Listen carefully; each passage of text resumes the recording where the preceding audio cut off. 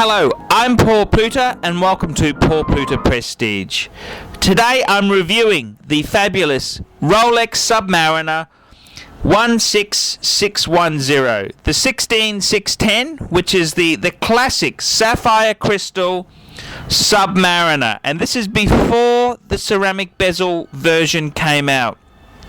And I've been fortunate enough to own a couple of these in my life, and I think they're just a fabulous piece to have.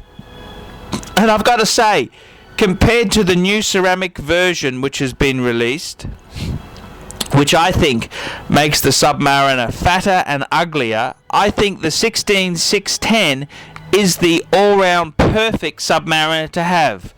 It's got the benefits of the sapphire crystal, it's got the beautiful proportions without it needing to appear bigger than it really is. And I think on the second-hand market, a 16610 represents fantastic bang per buck in a Rolex sports Submariner. And the Rolex Submariner itself, don't ever forget, it's probably one of the most lusted after, most desired sports watches in the entire world.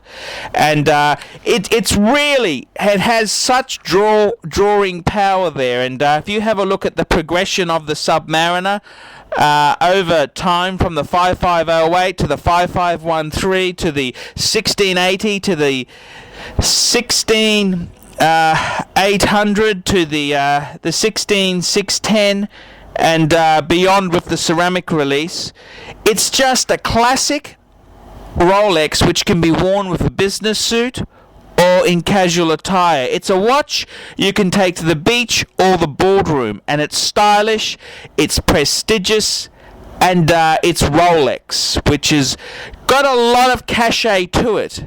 And I gotta say, this is a great piece. You're using a beautiful Rolex automatic machine with a quick set function on the date.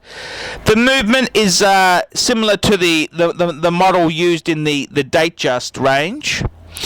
It's classic. It's a utilitarian watch. Although it's not in the same league as a Patek Philippe or a Vacheron Constantin, it's still a fantastic piece. It's very, very iconic. And but besides the Rolex Datejust and the Rolex Day-Date President, it's probably the most known, recognized Rolex in the entire lineup. And it's really, you buy one of these pieces second-hand, you really can't lose much money at all. Great bang per buck. It's a great piece which you can just strap on your wrist and go about living and surviving in this rat race. And it's a fabulous way to be introduced to the to upper luxury wristwatches.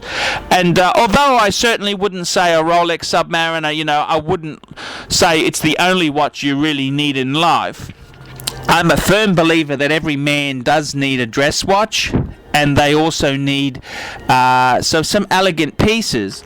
I still believe the Rolex Submariner is one of the all-time greats in the watch industry, and it's probably Rolex's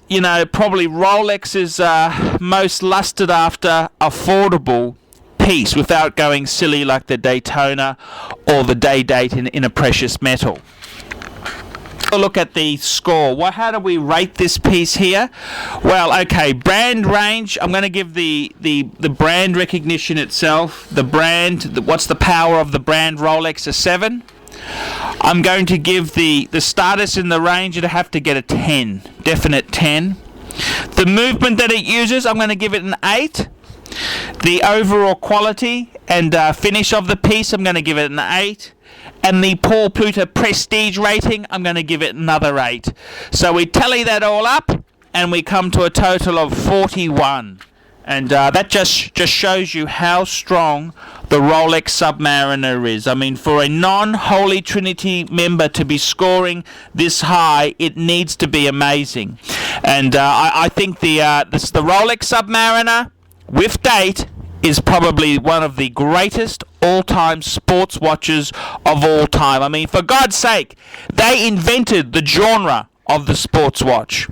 I hope you've enjoyed this review. So there we go. 41.